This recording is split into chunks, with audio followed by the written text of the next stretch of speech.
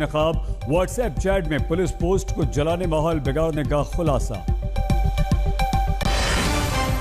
10 दिन में दूसरी बार गुजरात पहुंचे पीएम मोदी। कल कई योजनाओं की देंगे सौगात। मां हीराबेन के 100वें जन्मदिन पर लेंगे आशीर्वाद।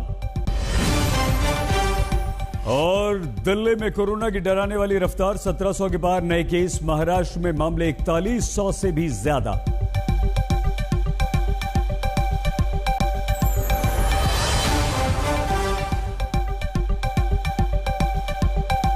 आप देख, क्या आप अपना मीडिया प्लान बनाना चाहते हैं स्मार्ट? तो चुनिए नए चैनल आज तक लाइव टीवी को अपने कनेक्टेड डिवाइसेस पर। पहुंचिए इंटरनेट से जुड़े करीब 100 मिलियन स्मार्ट व्यूअर्स तक। एडवर्टाइज करने के लिए ईमेल कीजिए sales@aajtak.com। आज तक के साथ लगातार जुड़े रहने के लिए डाउनलोड कर लीजिए आज तक का मोबाइल ऐप। दिन भर की हर खबर से मेरे साथ रहिए खबरदार। डाउनलोड करें आज तक मोबाइल ऐप।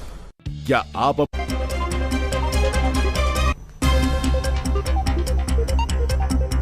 नमस्कार, आप देख रहे हैं आज तक। आपके साथ मैं हूं सईद अंसारी। स्वागत है आपका। रात के 10 बज रहे हैं। आप आज तक पर देख रहे हैं 10 तक। आज बात अग्निकाल की और शुरुआत पाश की कविता की, जिन्होंने लिखा था मेहनत की लूट सबसे खतरनाक नहीं होती, पुलिस की मार सबसे खतरनाक नहीं होती, गद्दारी और लोभ की मुट्ठी सबसे खतरनाक नहीं होती, सबसे खतरनाक होता है हमारे सपनों का मर जाना। क्या हमारे देश में सेना भर्ती की नई स्कीम अग्निपथ के आने के बाद कई राज्यों में विरोध प्रदर्शन का यही कारण है? सरकारी नौकरी यानी जीवन में स्थायित्व का प्रतीक हमेशा यही समझा गया, लेकिन युवाओं को लगता है कि अग्निपथ योजना जीवन में स्थायी होने के सपने को ही जोखिम में डालती है। तो क्या इसी जोखिम की आशंका से युवा ट्रेन में आग लगा देते हैं, बसों में पथराव करते हैं, फायरिंग की नौबत आती है और हिंसा हो जाती है? हिंसा हमेशा गलत है, लेकिन हिंसा की नौबत लाने वाले भी सही नहीं। और इसीलिए जरूरी है कि आप समझें, हिंसा हुई तो क्यों हुई, नौबत क्यों आई, क्यों शुक्रवार बन गया अग्निकाल। जिस ट्रेन से देश का नागरिक सफर करता है, उसी ट्रेन की बोगी धधक रही है, धुआं निकल रहा है। सेना में 4 साल की भर्ती वाली नई योजना के खिलाफ तीसरे दिन भी आंदोलन हुआ। इस बार ज्यादा हिंसक हुआ। यारा स्टेशन की तस्वीर है। यहाँ 4 बोगियों में आग लगा दी। यहीं पर आज तक संवाददाता रोहित सिंह मौजूद हैं। उन्हें सुनिए। हंगामा नहीं रहा, एक तरीके से आप कह सकते हैं हिंसा पूरी जगह जबरदस्त भड़की हुई है। बिहार में तकरीबन 1 दर्जन से भी ज्यादा जिलों में जो है हंगामा हो रहा है। कल हमने देखा ट्रेनों में आग लगाई गई थी गोपालगंज, कैमूर और छपरा में, और आज भी समस्तीपुर और यहाँ आरा के कुल्हड़िया रेलवे स्टेशन जो है वो आप देख सकते हैं किस तरीके से धू धू करके यहाँ पर ये बोगियां जो है वो जल रही है। देश में शुक्रवार को दिन भर ये चर्चा शुरू हुई कि विरोध का अधिकार है, सार्वजनिक संपत्ति को नुकसान पहुंचाना गलत। सवाल लेकिन ये भी, हिंसा की नौबत लाने के जिम्मेदार कौन है? इस सवाल को ध्यान में रखते हुए अगली तस्वीर देखेंगे। दिल्ली आगरा एक्सप्रेसवे पर बुजुर्ग नागरिक फंस गए। नई सेना भर्ती योजना के खिलाफ गुस्साए लोग पथराव कर रहे। आम नागरिक फंस गया। पुलिस वाले ने आगे बढ़कर बचाने की कोशिश की, पत्थर फिर चला। किसी तरह ये बुजुर्ग दंपत्ति बच पाए। इन तस्वीरों को देखकर यही सब कहेंगे, मांग के लिए हिंसा ठीक नहीं, लेकिन हिंसा की वजह लाने वाला कौन है? अब तीसरी तस्वीर, जगह बिहार की दरभंगा है। मुंह पर कपड़े बांधे प्रदर्शनकारी आते हैं। इसी भगदड़ और आपाधापी में स्कूल बस फंसी है। बच्चे रोने लगे हैं। डर लग रहा है क्या? नहीं। किस चीज का डर लग रहा है बेटा आपको? अच्छा बेटा कोई बात नहीं, बेटा बैठ जाओ। किस चीज से डर लग रहा है बेटा आपको? कोई बात नहीं, बैठ। अपने अधिकार के लिए बच्चों को खतरे में डालना गलत है, लेकिन प्रदर्शन को हिंसक बनाने के पीछे की वजह कौन है? सवाल को भूलिएगा मत। चौथी तस्वीर देखिए, कुछ जानकारियां भी नोट कर लीजिए। एक एसी कोच को बनाने की लागत करीब 2 करोड़ रुपए से ज्यादा। स्लीपर कोच बनाने की कीमत 1.25 करोड़ रुपए, जबकि जनरल कोच बनाने का खर्च करीब 1 करोड़ रुपए आता है। शुक्रवार के हिंसक प्रदर्शन में कई ट्रेनों के डिब्बे आग लगने के बाद किसी लायक नहीं बचे। आरा पटना इंटरसिटी जो चलती है पैसेंजर ट्रेन, वो इस वक्त बर्निंग ट्रेन में तब्दील हो चुकी है और धू धू करके इस ट्रेन के 4 कोच जो हैं वो इस वक्त जल रहे हैं और कुछ भी अंदर नहीं बचा है। जैसा कि मैं देख पा रहा हूं, अंदर सब कुछ जो है पूरी तरीके से जल चुका है। इन तस्वीरों को देखकर भी यही चर्चा आम हुई, जनता के टैक्स से तैयार होने वाली ट्रेन ही प्रदर्शनकारियों ने क्यों फूंक दी। 4 तस्वीरों को देखने के बाद 2 पक्ष हैं। एक पक्ष जो कहता है कि हिंसा गलत, सार्वजनिक संपत्ति को जलाने वाले अपराधी। दूसरा पक्ष भी है जिसका मत अलग है, हिंसा सही नहीं, लेकिन हिंसा की वजह बनाने वाले खुद को कैसे सही साबित कर सकते हैं। इन्हीं दोनों पक्षों के बीच इस रिपोर्ट को आगे देखिए। चाहा जाता तो सीधे स्थायी भर्ती को बंद करके 4 साल वाली स्कीम लाने की जगह पहले इसे पायलट प्रोजेक्ट के तौर पर शुरुआत की जाती। कुछ वर्ष पहले इस योजना की समीक्षा की जाती। स्थायी भर्ती के साथ 4 साल वाली इस अग्निपथ योजना को लागू करके दोनों में युवाओं को जाने का मौका दिया जा सकता था, लेकिन यह सब नहीं हुआ तो सीधे ऐलान हुआ और तब 2 साल से भर्ती खुलने का इंतजार करते नौजवान भड़क गए। एक ट्रेन जनता के टैक्स से भरे गए करीब 68 करोड़ रुपए से तैयार होती है। ट्रेन को जलाने के अलावा क्या कोई और रास्ता प्रदर्शनकारियों के पास नहीं था? पूर्णिया में इस सवाल का जवाब आज तक ने एक प्रदर्शनकारी से पूछा है। ये बात बताइए, अगर रोड जाम नहीं करेंगे तो इसके और अलावा तक सही तरीके से उससे कुछ नहीं होने वाला है। शांतिपूर्वक अगर होता तो एनटीपीसी का रिजल्ट में ट्रेन क्यों चलता? जिस घटना का जिक्र ये प्रदर्शनकारी करते हैं उसे आपको हम शुक्रवार के हिंसक प्रदर्शन के साथ याद दिलाते हैं। जनवरी के महीने में रेलवे की एनटीपीसी भर्ती परीक्षा को लेकर जमकर हिंसा बिहार में हुई थी। जैसे इस बार जून के महीने में 3 दिन से बिहार में ही सबसे ज्यादा हिंसक प्रदर्शन हो रहा है। जनवरी में मुद्दा रेलवे की परीक्षा से जुड़े 1 करोड़ 26 लाख छात्रों के भविष्य का था। इस बार मुद्दा सेना की भर्ती से जुड़े लाखों छात्रों के भविष्य का है। जनवरी में छात्रों की गुस्से में किए गए प्रदर्शन के बाद रेलवे को अपनी गलती सुधारकर प्रदर्शनकारियों की मांग माननी पड़ी थी। क्या इस बार भी सेना में 4 साल की भर्ती वाली नई स्कीम पर बेरोजगार नौजवानों की बात मानी जाएगी? सेना के साथ खिलवाड़ किया जा रहा है, ना कि हम लोग के साथ। ये सेना के साथ खिलवाड़ किया जा रहा है। जो बच्चे पहले तैयारी करते थे, कहते थे कि हम 18 साल के जॉब करेंगे, अब 4 साल में वो क्या करेंगे? जिसका 17.5 साल से 17.5 साल में उनका जॉब लग जाएगा, वो ज्यादा से ज्यादा करेंगे तो 22 साल में रिटायर हो जाएंगे। उसके बाद वो क्या करेंगे? बीओडी का मतलब यही है कि मतलब हम लोग 4 साल का जॉब करें, उसके बाद क्या करेंगे? पकौड़ा तलेंगे क्या? पकौड़ा तो नहीं न तल सकते हैं। युवाओं की नाराजगी के एक नहीं कई कारण हैं। पहली वजह 2020 से 2022 के दौरान सेना भर्ती रैली में मेडिकल फिजिकल टेस्ट पास हुए युवाओं का गुस्सा है, जो पूछते हैं कि उनकी लिखित परीक्षा क्यों नहीं कराई गई।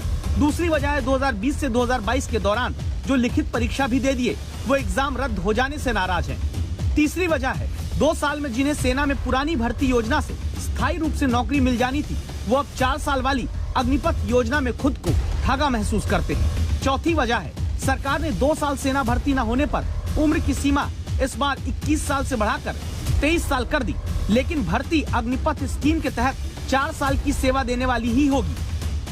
रेलवे ट्रैक को जाम किया हूँ कि मेरा मांग है सरकार से, नरेंद्र मोदी और राजनाथ सिंह जी से, कि कम से कम हम लोग का एग्ज़ाम जो बाकी है सीसी एग्ज़ाम जल्दी से जल्दी करवाए, और ये रद्द का जो मामला किया गया है इसको जल्दी से जल्दी उनको ये खबर करना पड़ेगा कि जल्दी से जल्दी सीसी एग्ज़ाम का उनको डेट देना पड़ेगा। छात्र विद्रोह स्टार्ट है और स्टार्ट रहेगा तब तक रहेगा जब तक कि हम लोग को न्याय और मांग जब तक हम लोग को पूरा नहीं होगा। हम मेडिकल और इंडियन आर्मी का फिजिकल पास है, मेरा सिर्फ सीसी एग्ज़ाम बचा हुआ है।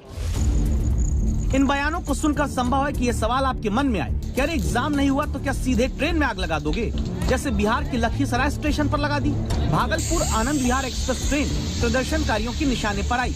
एक नहीं, ट्रेन के कई डिब्बे आक्रोश के अग्निपथ से सुलगते हुए, शोलों से भड़कते हुए दिखाई दिए। सोशल मीडिया पर इन्हीं तस्वीरों को देखकर, टीवी पर इन तस्वीरों को देखकर सब पूछते हैं कि अपनी मांग के लिए आग क्यों लगा दी। तब यहाँ सवाल उठता है, क्या नाराज बेरोजगार युवाओं ने सीधे आग ही लगाई है? क्या गुस्से में आए बेरोजगार युवाओं ने अपनी मांगों के लिए सीधे हिंसा का सहारा लिया है? जवाब है नहीं। तारीखें नोट करते जाइए। फरवरी के महीने में यूपी का चुनाव चल रहा था। गोंडा की रैली में रक्षा मंत्री राजनाथ सिंह के सामने ही 2 साल से रुकी सेना भर्ती का मुद्दा बेरोजगार युवाओं ने उठाया था।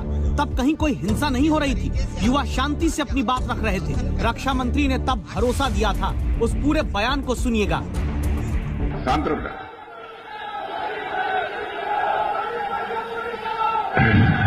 क्या सेना भर्ती चालू हो। अच्छा होगी होगी होगी होगी होगी होगी होगी होगी होगी हाँ होगी चिंता मत। अरे भाई होगी, सुन जाओ। राजनाथ सिंह ने फरवरी में भरोसा दिया, लेकिन फिर कुछ नहीं हुआ। मार्च का महीना आया। इस वीडियो को देखिए, ये बिहार के सीवान का वीडियो है। तब छात्र सेना भर्ती जल्द शुरू करने की मांग को लेकर रेलवे ट्रैक पर पुशअप कर रहे थे। तब भी इन्होंने हिंसा नहीं की, बल्कि अपनी मांग के लिए लोकतांत्रिक तरीके का इस्तेमाल किया, लेकिन किसी ने नहीं सुना। अप्रैल का महीना आया। तब भी ये प्रदर्शनकारी आग नहीं लगा रहे थे। सीकर का युवा 50 घंटे में 350 किलोमीटर दौड़कर दिल्ली तक आया था। हाथ में तिरंगा लेकर दौड़ लगाकर दिल्ली तक आए इस युवा ने पसीना सिर्फ इसलिए बहाया था ताकि सरकार को 2 साल से बंद स्थायी सेना भर्ती वाली योजना शुरू करने की याद दिला सके। तब भी कोई पत्थर नहीं चलाए थे, न आग लगाई थी, लेकिन किसी ने इन युवाओं की नहीं सुनी। मई का महीना आया। मई के महीने में भी युवा देश के कई हिस्सों में तिरंगा लेकर प्रदर्शन करते रहे। जल्दी सेना भर्ती शुरू करने की मांग की। लोकतांत्रिक रूप से मई के महीने में भी शांति से की गई इस मांग को किसी ने नहीं सुना। फिर जून का महीना आया। अचानक से एकदम स्थायी सेवा की जगह 4 साल वाली सेना की नौकरी अग्नि परीक्षा स्कीम आ गई। 2 साल से स्थायी नौकरी की आशा देखने वाले युवा हताश हो गए। इसी के बाद अब जाकर ट्रेनों में आग लगाने तक की स्थिति पैदा हुई। तो जिम्मेदार कौन है? ये युवा जब तक महीनों से शांति से अपनी बात रख रहे थे, या वो नीतियां जिन्होंने इनके सपनों को मझधार में डाल दिया है?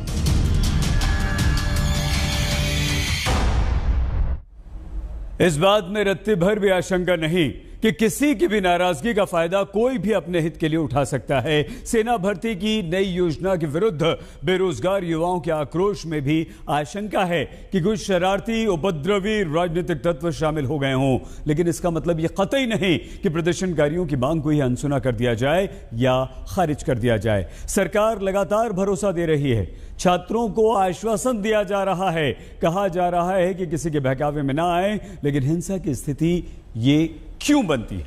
क्यों नई स्कीम पर भरोसा युवा नहीं कर पा रहे? इसका दूसरा कारण बताती हमारी ये रिपोर्ट देखिए। कोरोना काल में ही बिहार में चुनाव संपन्न हुआ, जहां 4,19,26,443 वोटर ने वोट दिया। कोरोना में पश्चिम बंगाल का चुनाव हो गया, जहां 5,94,87,824 वोटर ने वोट दिया। असम में 1,91,00,000 वोटर के साथ चुनाव कोरोना में ही आसानी से हो गया। उत्तर प्रदेश में 14 करोड़ वोटर हैं। चुनाव कोरोना काल में ही हुआ। देश के 11 राज्यों में विधानसभा चुनाव कोरोना के दौरान हुआ, सरकारें बन गई। लेकिन कोरोना के नाम पर देश में 2 साल यानी 2020 मार्च से 2022 मार्च तक सेना में एक भर्ती नहीं हुई। 2 साल भर्ती नहीं होगी। जब होगी तो नई स्कीम आएगी, जिसमें स्थायी भविष्य के भरोसे का संकट रोजगार के मोर्चे पर नौजवानों को आशंकित करेगा। प्रदर्शन इसीलिए हो रहा है। इसीलिए पटना के दानापुर में नाराज प्रदर्शनकारी हिंसक होकर ट्रेन में आग लगा देते हैं। कोई कुछ कर नहीं पा रहा है और जिस तरीके से दानापुर स्टेशन पिछले 1 घंटे से जो प्रदर्शनकारी हैं, जो युवा हैं, जो मांग कर रहे हैं, जो अग्निपथ पॉलिसी का विरोध कर रहे हैं, उनके कब्जे में है और पूरे स्टेशन को तहस नहस कर दिया गया। ये दानापुर का स्टेशन, ये देखिए। अब ये देखिए, पुलिस इधर से तैयार हो रही है, इधर से जवाबी कार्रवाई करने के लिए। कभी उधर से प्रदर्शनकारी आते हैं तो कभी पुलिस इधर से अटैक करती है। अब इस सवाल पर रत्ती भर कोई शंका नहीं कि जो हुआ वो गलत हुआ। ट्रेन स्टेशन जब फूके जाते हैं तब कोई पार्टी सरकार का नहीं, देश का और जनता का नुकसान होता है। मैं आंदोलनकारी छात्रों से अपील करूंगा कि उनके आंदोलन में असामाजिक तत्व घुसकर इस तरह की घटनाओं को अंजाम दे रहे हैं। इससे लोगों से सावधान रहने की अपील है और किसी के बहकावे में ना आए। और केंद्र की सरकार जो हमारे देश के नौजवान हैं, उनकी पूरी चिंता कर रही है। और इसलिए 10 लाख लोगों को रोजगार देने का भी भारत सरकार ने 2 दिन पूर्व ही ऐलान किया है। इसलिए सभी लोगों से अपील करूंगा कि शांति व्यवस्था बनाए रखें और कहीं भी कोई तोड़ फोड़ की घटना नहीं होनी चाहिए। यह सरकारी संपत्ति, राष्ट्र की संपत्ति है। ये संपत्ति देश की है तो युवा भी देश की ही संपत्ति हैं। वो इस तरह से आंदोलन करने को हर बार मजबूर क्यों होते हैं, इसकी चिंता क्यों नहीं की जाती? हिंसक आंदोलन की वजह क्यों बनती है? वजह नंबर 2 देखिए। जिन्हें लगता है कि सारी गलती बेरोजगार युवाओं की है, वो इन तस्वीरों को जरूर देखें। हाईवे के किनारे हाथ में तिरंगा लेकर चलने वाले ये युवा भी बेरोजगार ही हैं, जो शांति से प्रदर्शन मार्च कर रहे हैं। जिनकी टी शर्ट पर सामने लिखा है वर्दी दो चाहे अर्थी दो। ये नौजवान तो शांति से पैदल मार्च करते हुए अपनी मांग रखने आ रहे हैं। क्या इनकी किसी ने सुनी? की तमन्ना देखना है जोर कितना। जिन्हें अब तक नौकरी मिल गई होती तो खुशी से देश सेवा कर रहे होते। वो फरवरी 2021 से जनवरी 2022 तक जंतर मंतर पर प्रदर्शन कर चुके हैं। इनकी किसी ने नहीं सुनी। इसके बाद नागपुर के संविधान चौक पर यह अनशन कर चुके हैं, किसी ने नहीं सुनी। 1 जून से ये नौजवान नागपुर से दिल्ली तक पैदल अपने हक के लिए निकल पड़े। रोजाना सर हम लोग 22-23 किलोमीटर या 25 किलोमीटर ऐसे 30-22-25 के किलोमीटर के हिसाब से हम लोग तय करते हैं। वो हिसाब से तय करते हैं सर। ये हम लोग चलते जाते हैं, जो हम लोग के सपोर्ट में आ जाते हैं कोई रास्ते पे चलते हुए, तो बोलते हैं सर आप यहाँ रुक जाए, आप यहाँ रुक जाए। तो इस हिसाब से सर हम लोग अगले वाले स्टॉप पे रुक जाते हैं, क्योंकि हम लोग का रहने का ना खाने का अरेंजमेंट हम लोग के पास नहीं है। 2018 में अर्धसैनिक बलों में भर्ती की परीक्षा युवाओं ने दी। 55,000 की भर्ती हुई, 5,000 की भर्ती लटका दी। 3 साल बीतने जा रहे, अनशन धरना ये सब कर चुके। अभी पैरों में छाले लेकर, घाव लेकर ये दिल्ली तक मार्च निकाल रहे हैं। अब भी इनकी अगर कोई नहीं सुनेगा, इन्हें वक्त रहते नौकरी नहीं दी जाएगी।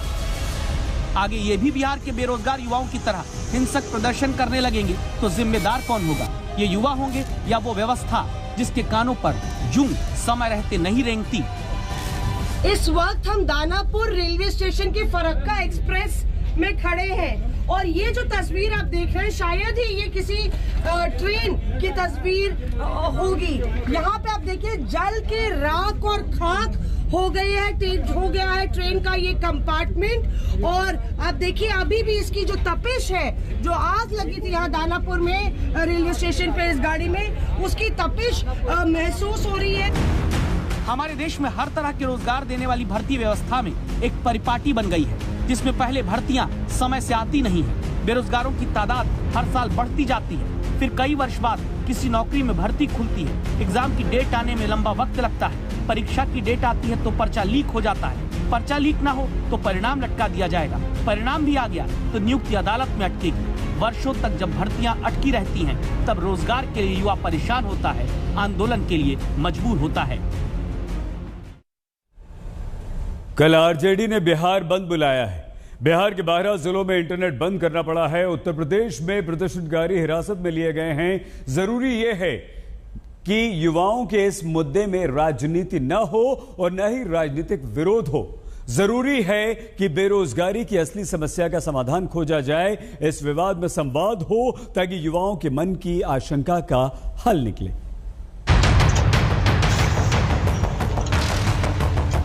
आग सिर्फ बिहार में गुस्से की नहीं लगी, यूपी के बलिया तक छात्र नाराज हुए। बेरोजगारों ने यहाँ भी ट्रेन जला दी। ऐसी आग को बुझाने वाले यंत्र आते हैं, उनसे आग बुझ जाती है। लेकिन बेरोजगारी की आग बुझाने वाला यंत्र है क्या? इस बात को समझने के लिए आपको हम उत्तर प्रदेश के देवरिया में रोज सेना भर्ती की तैयारी करते आ रहे युवा जीत कुमार से मिलवाते हैं। सिर्फ प्रदर्शनकारियों की लगाई गई आग देखने वाले जरूर उन प्रदर्शनकारियों के जीवन में चलती आशंकाओं की आग को भी देखें। जीत कुमार और रुपेश गौड़ की तरह लाखों नौजवान हमारे देश के गांवों में ऐसे रहते हैं जो रोज सुबह 20 किलोमीटर की दौड़ लगाकर सेना में जाने का सपना संजोते हैं। ये नौजवान बीमार भी होते हैं ना तो दौड़ना नहीं बंद करते, 20 की जगह 10 किलोमीटर दौड़ लेते हैं। सोचते थे कि जीवन को स्थायित्व देने वाली भर्ती निकलेगी, लेकिन स्कीम आई 4 साल की नौकरी वाली। सरकार की ये योजना धरातल पे सही नहीं है, क्योंकि 4 साल में कुछ हो नहीं पाएगा, ना हासिल हो पाएगा। मान लीजिए सरकार कर रही है जो उससे रिटायरमेंट होंगे 75% लोगों को हम अन्य अर्धसैनिक बल में एडजस्ट करेंगे।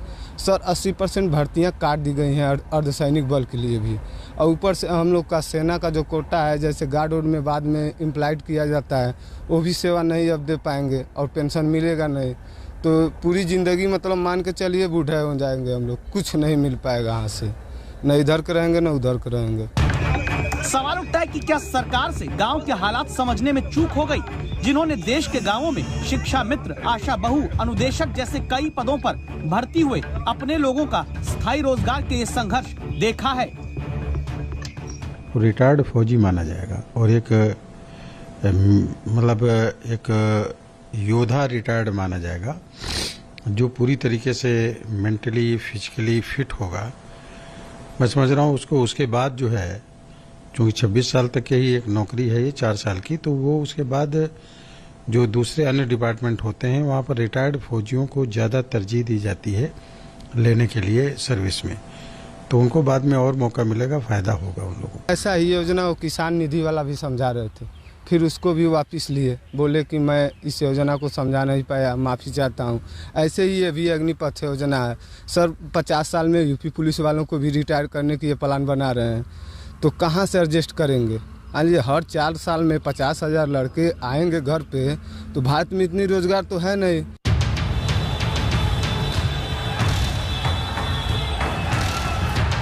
समस्या असल में अग्निवीर वाली स्कीम से बड़ी है रोजगार। तब इस हकीकत को मत भूलिए कि देश में हर साल 15 लाख बच्चे इंजीनियरिंग की डिग्री हासिल करते हैं, लेकिन दावा है 2.5 लाख को ही योग्यता के मुताबिक नौकरी मिल पाती है। Centre for monitoring Indian economy के आंकड़े कहते हैं देश के बेरोजगारों में सबसे ज्यादा तादाद ग्रेजुएट पोस्ट ग्रेजुएट की है।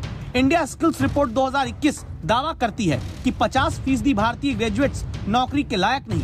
रिपोर्ट में कहा गया था कि सिर्फ 45.9% ग्रेजुएट ही काम पाने के लायक हैं। ऐसी परिस्थिति में 4 साल बाद सेना से निकले अग्निवीरों के पास अनुशासन होगा, दावों के मुताबिक स्किल होगी, 12 लाख का सेवा निधि पैकेज होगा। सरकारी नौकरियों में प्राथमिकता का बस भरोसा है, वही भरोसा जिसके भरोसे नागपुर से दिल्ली तक पैदल मार्च करते हुए ये नौजवान चले आ रहे हैं, पैरों में छाले लेकर। इस पूरे मामले पर आज तक के संवाददाता अशोक सिंघल ने रेल मंत्री अश्विनी वैष्णव से बातचीत की।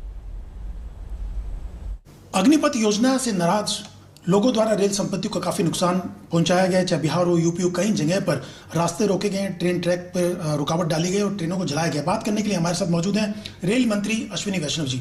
अश्विनी जी, जिस ढंग से अग्निपथ योजना को लेकर के विरोध हो रहा है, जगह जगह ट्रेनें भी जलाई गई हैं और रास्ते भी रोके, ट्रेन ट्रैक पर भी लोग खड़े हुए हैं, ट्रेनों की आवाजाही में दिक्कत हो रही है, तो कैसे रुकेगा? ये कहा जा रहा है कि ये हमारे हित में नहीं है, इसका पुनर्विचार करना चाहिए। मेरा सभी बंधुओं से निवेदन है कि रेलवे आपकी संपत्ति है, रेलवे राष्ट्र की संपत्ति है, रेलवे जन साधारण के उपयोग की संपत्ति है, इसको नुकसान न पहुंचाए, ट्रेन्स को न रोके।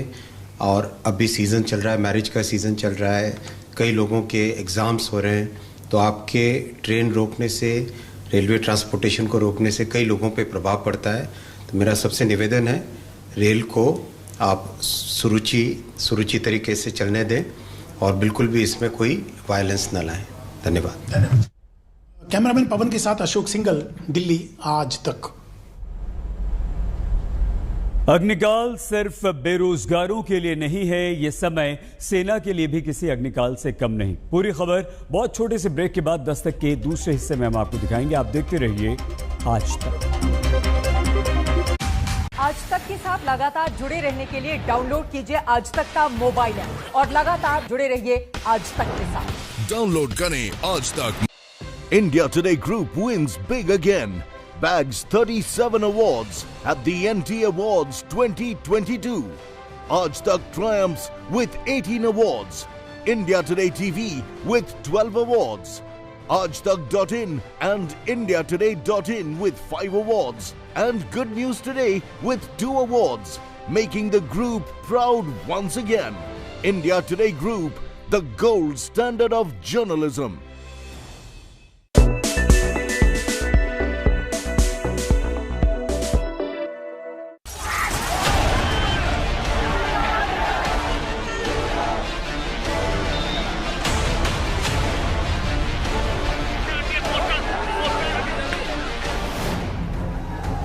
जिस तरह का हंगामा बिहार के शहरों में दिखा, बिल्कुल वैसा ही हंगामा देश के दूसरे कई शहरों में भी दिखा।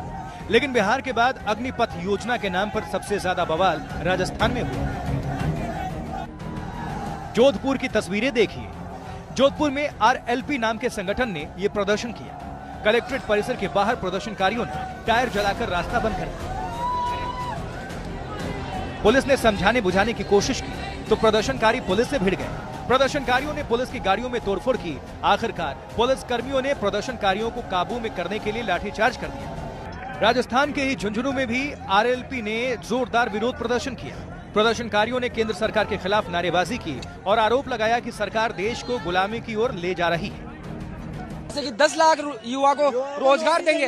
अरे मोदी जी हाथ जोड़कर ये विनती है कि जो ज्वाइनिंग बाकी है उनको तो रोजगार दे दो। राजनाथ सिंह से मिल के आए थे। राजनाथ सिंह ने हमारे को ये आश्वासन दिया था कि आपकी सेना भर्ती में 2 साल की उम्र की छूट भी दी जाएगी और मात्र 1 महीने में भर्ती का रास्ता तय कर दिया जाएगा। लेकिन 3 महीने बाद रास्ता तो तय किया, लेकिन ये 4 साल का TOD वाला थोप दिया और आज युवा सुसाइड करने के कगार पे है। अजमेर में भी RLP ने विरोध प्रदर्शन किया। यहाँ बस स्टैंड के बाहर विरोध कर रहे लोगों ने जाम लगाने की कोशिश की, मगर पुलिस ने प्रदर्शनकारियों को खदेड़ दिया। अब भरतपुर की तस्वीरें देख लीजिए। भरतपुर में भी सेना की तैयारी कर रहे छात्रों ने सरकार के खिलाफ नारेबाजी की। सैकड़ों की संख्या में प्रदर्शन करने आए छात्रों का मानना है कि सरकार की ये योजना युवाओं का भविष्य खराब कर देगी। ऐसा जो पेपर रुका हुआ है, पेपर करो। जो एयरफोर्स वाले उनको ज्वाइनिंग नहीं दी, उनको ज्वाइनिंग दो पहले, ठीक है, बाद में TOD लागू करना सर जी। राजस्थान की तरह ही मध्य प्रदेश के कई शहरों में अग्निपथ योजना के खिलाफ नारेबाजी और शोर सुनाई दिया। देखिए ये ग्वालियर की तस्वीरें हैं। यहाँ विरोध कर रहे लोगों ने बसों में तोड़फोड़ की। विरोध कर रहे उग्र प्रदर्शनकारियों को काबू में करने के लिए पुलिस को लाठीचार्ज तक करना पड़ा। दिल्ली से सटा गुरुग्राम या मथुरा, देवरिया, बुलंदशहर, दादुरी, चंपावत, खटीमा, पिथौरागढ़ हो या हिमाचल का कांगड़ा, कई जगह ऐसा ही विरोध देखने को मिल रहा है। विरोध कर रहे युवा इस बात से नाराज हैं कि एक तो 2 साल से सेना में भर्ती नहीं हुई, दूसरी बात ये कि सिर्फ 4 साल के लिए युवाओं को सेना में भर्ती करने का क्या तुक है। नाराजगी अपने चरम पर है और प्रदर्शन भी वैसा ही हो रहा है। जयपुर से शरद कुमार के साथ आज तक। ये दानापुर स्टेशन का दृश्य है। अभी कुछ देर पहले सब कुछ सामान्य था, लेकिन अभी पूरा धुआं उठ रहा है। जगह जगह जो है गाड़ियों में आग लगा दी गई है। पुलिस गाड़ी है, पब्लिक की भी गाड़ी है। पूरा तोड़ फोड़ने की पत्थरबाजी की जा रही है। पत्थर चलाना शुरू हो गया है और ट्रेन में भी आग लगाने की कोशिश हो रही है। दानापुर रेलवे स्टेशन का मुख्य द्वार है, वहाँ भी जो गाड़ियाँ खड़ी थी उसमें भी आग लगा दी गई। ये जो भी रास्ते से जो पब्लिक जा रहे थे उनकी स्कूटी पड़ी हुई है, इसको भी तोड़ किया गया। तो ये जो दृश्य है ये काफी भयावह दृश्य है और इसमें कोई कुछ नहीं कर रहा है। देखिए पुलिस बल भी यहाँ पर तैनात है, ऐसी बात नहीं है, लेकिन कोई कुछ कर नहीं पा रहा है। और जिस तरीके से दानापुर स्टेशन पिछले 1 घंटे से जो प्रदर्शनकारी हैं, जो युवा हैं, जो मांग कर रहे हैं, जो अग्निपथ पॉलिसी का विरोध कर रहे हैं, उनके कब्जे में है और पूरे स्टेशन को तहस नहस कर दिया गया। ये दानापुर का स्टेशन, ये देखिए। अब ये देखिए पुलिस इधर से तैयार हो रही है, इधर से जवाबी कार्रवाई करने के लिए। कभी उधर से प्रदर्शनकारी आते हैं तो कभी पुलिस इधर से अटैक करती है और पूरे स्टेशन पर अराजकता का माहौल है। और हम देख सकते हैं कि पुलिस पर से फिर से प्रदर्शनकारी पर भारी पड़ने के लिए अटैक करने की तैयारी कर रही है। कैमरामैन के साथ दानापुर आज तक।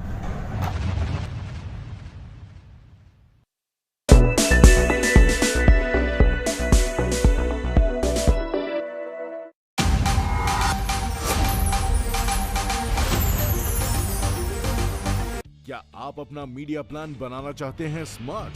तो चुनिए नए चैनल आज तक लाइव टीवी को अपने कनेक्टेड डिवाइसेस पर। पहुंचिए इंटरनेट से जुड़े करीब 100 मिलियन स्मार्ट व्यूअर्स तक।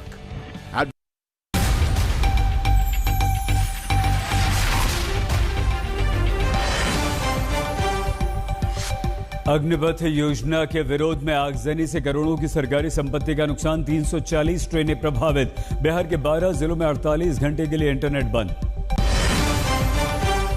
बिहार में कल फिर बवाल की आशंका, आरजेडी ने बुलाया बंद, राहुल अखिलेश का ट्वीट से सरकार पर वार, रेल मंत्री ने शांति की अपील की। अग्निपथ योजना के विरोध की आड़ में कानपुर में हिंसा की बड़ी साजिश, बेनकाब व्हाट्सएप चैट में पुलिस पोस्ट को जलाने माहौल बिगाड़ने का खुलासा। 10 दिन में दूसरी बार गुजरात पहुंचे पीएम मोदी, कल कई योजनाओं की देंगे सौगात, मां हीराबेन के 100वें जन्मदिन पर लेंगे आशीर्वाद। और दिल्ली में कोरोना की डराने वाली रफ्तार, 1700 के पार केस, महाराष्ट्र में मामले 4100 से ज्यादा।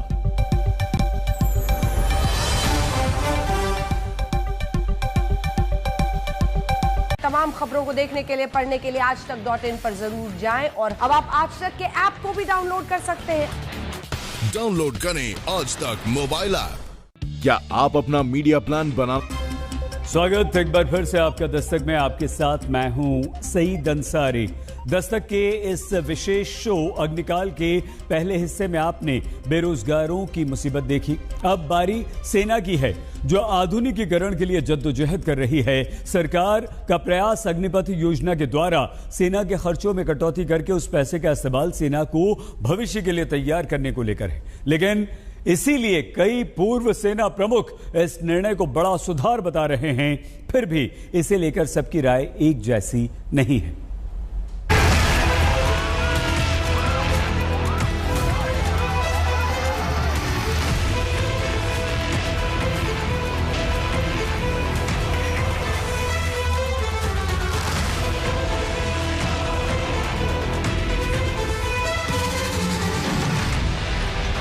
अग्निपथ योजना के विरोध के नाम पर धधकता देश, ये सब कुछ देखकर हैरान है।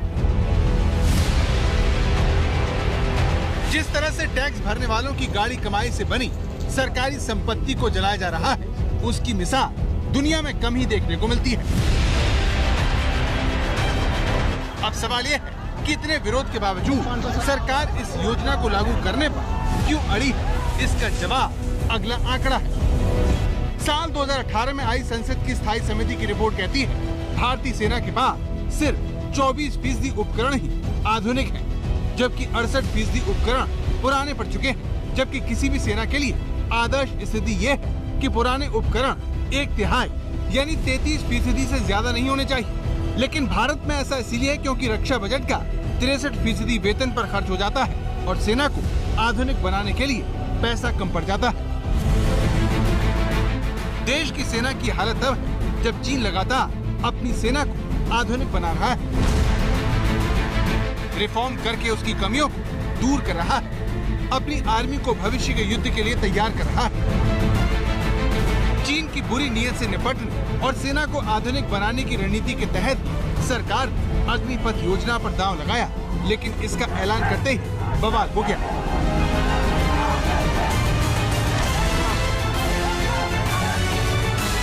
हमारी यूनिट्स और फॉर्मेशंस इस परिवर्तन या अग्निपथ स्कीम को अपनाने के लिए पूरी तरह तैयार और उत्सुक है।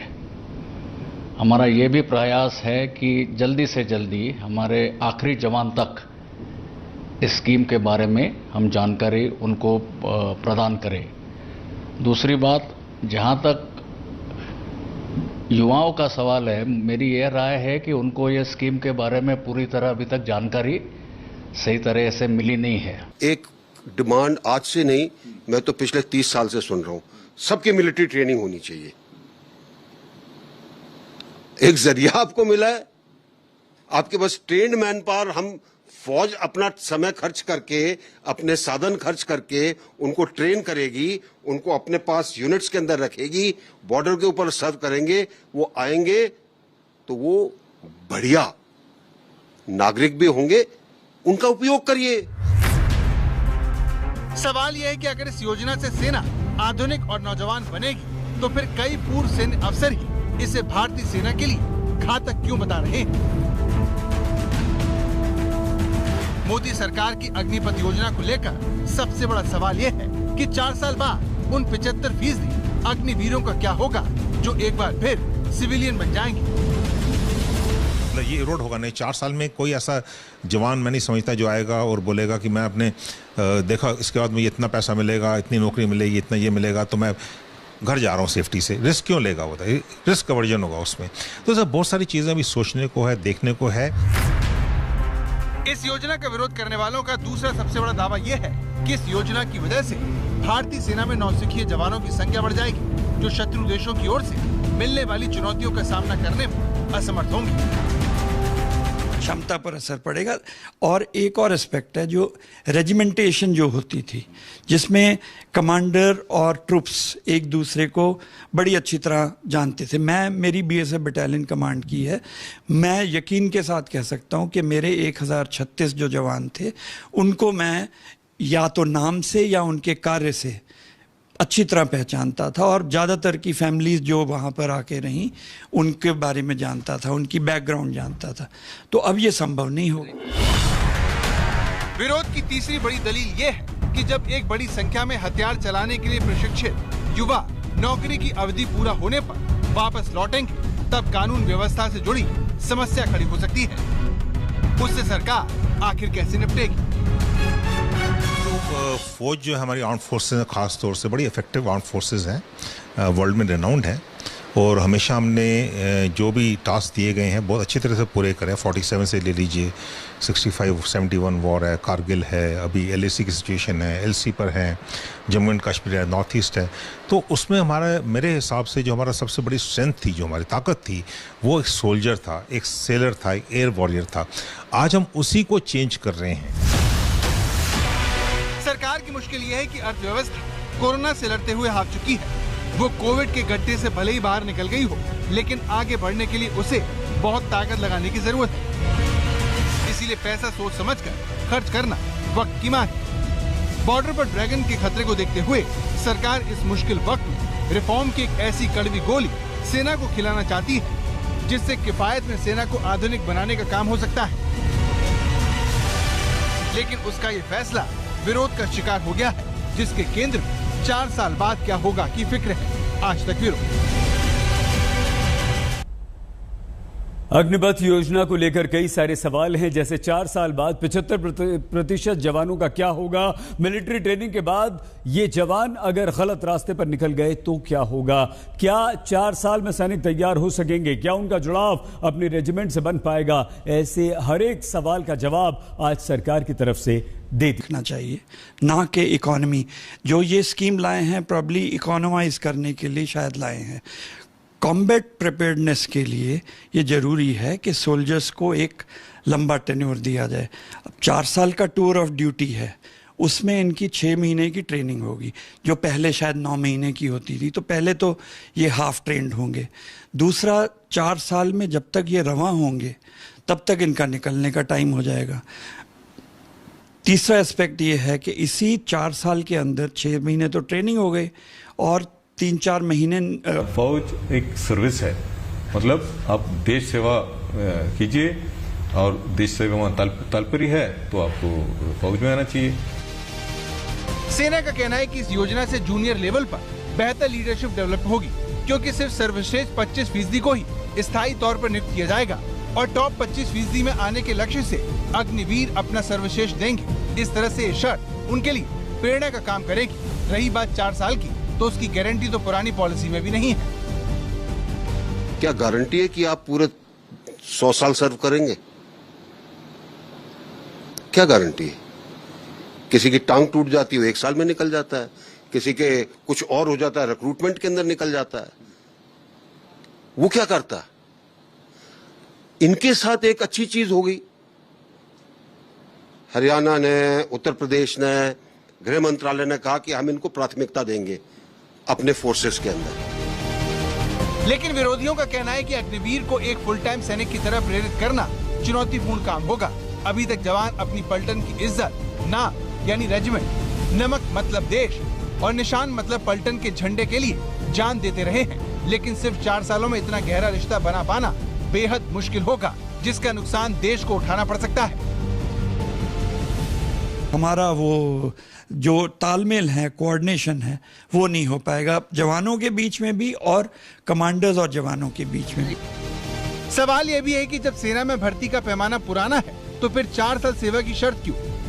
क्योंकि जो छात्र सेना में भर्ती होने आते हैं, उनमें इस सेवा को लेकर बहुत जोश होता है। एक सैनिक को अपनी रेजिमेंट और सेना का हिस्सा बनने में 5 से 6 साल का वक्त लगता है, जिसे 4 साल से भी कम वक्त पूरा करना मुश्किल होगा। अभी जो है कलर ड्यूटी है, मेरे ख्याल में 17 साल की है या 18 साल की है। तो जो एक्सपीरियंस किसी जवान को 16, 17, 18 साल तक में मिलता है, वो तो इनके पास एक्सपीरियंस नहीं होगा। दूसरी चीज़, इनमें कमिटमेंट क्या होगी? इनको ये पता है कि 4 साल में ये चले जाएंगे फोर्स से निकल के, कमिटमेंट की कमी होगी। लेकिन सरकार की दलील है कि वो इससे भारतीय सेना की औसत आयु को कम कर पाएगी। यूनाइटेड किंगडम के एक सैनिक की औसत आयु 26 साल है, वहीं अमेरिकी सैनिक की औसत आयु 28 साल है। लेकिन भारत की सैनिक की औसत आयु 32 साल है। सरकार अग्निपथ योजना के जरिए इसे 26 साल करना चाहती है। इसलिए सरकार की तरफ से ये दलील दी जा रही है कि इस योजना को सेना के खर्चों को कम करने की कोशिश के तौर पर नहीं देखा जाना चाहिए। कि 1 रैंक 1 पेंशन से डिफेंस बजट बढ़ गया है, सरकार अब पेंशन काट के अपने पेंशन बजट को कम करना चाह रही, पैसे बचाने की कोशिश कर। देखिए, आप अपना रक्षा मंत्री जी का जो प्रेस स्टेटमेंट हुआ था 2 दिन पहले, उसमें आपने सुना होगा, उन्होंने साफ साफ बताया कि हम डिफेंस फोर्सेस को पैसे के रूप से नहीं देखते हैं। हम जो भी रिक्वायरमेंट है बजट का, वो सब प्रोवाइड करेंगे। ये स्कीम जो है, इसका पर्पस काफी साफ है। इसका पर्पस है to make arm forces have a youthful profile. सरकार का कहना है कि जो 75% अग्निवीर 4 साल बाद हटाए जाएंगे, उनके पास एक मुश्त बड़ी राशि होगी। इसके अलावा उन्हें सरकारी और प्राइवेट नौकरियों में प्राथमिकता भी मिलेगी। कि 4 साल के बाद एक अग्निवीर को बिना कोई संकोच सोसाइटी के अंदर जाने की जरूरत है, इसलिए क्योंकि उसको पहले चीज, जब 4 साल के अंदर उसको तकरीबन 11.72 लाख रुपीस तनख्वाह मिलेगा 4 साल के अंदर, और उसके साथ साथ तकरीबन 11.71 लाख सेवानिधि पैकेज मिल रहा है। सो इस पैसे के साथ ये जो सेवानिधि पैकेज है, या खुद वो इमीडिएटली ड्रॉ कर सकता है, या उसको बैंक में रख के तकरीबन 18.2 लाख रुपए लोन ले सकता है। सो कहने का मतलब है। दस्तक में आज के लिए बस इतना ही। आप प्लीज अपना बहुत ख्याल रखिएगा। देखते रहिए आज तक।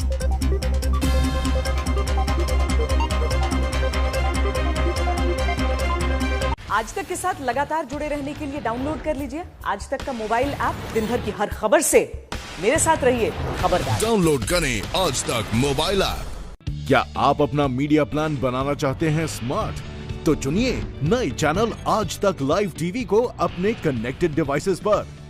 पहुंचिए इंटरनेट से जुड़े करीब 100 मिलियन स्मार्ट व्यूअर्स तक। एडवर्टाइज करने के लिए ईमेल कीजिए sales@aajtak.com।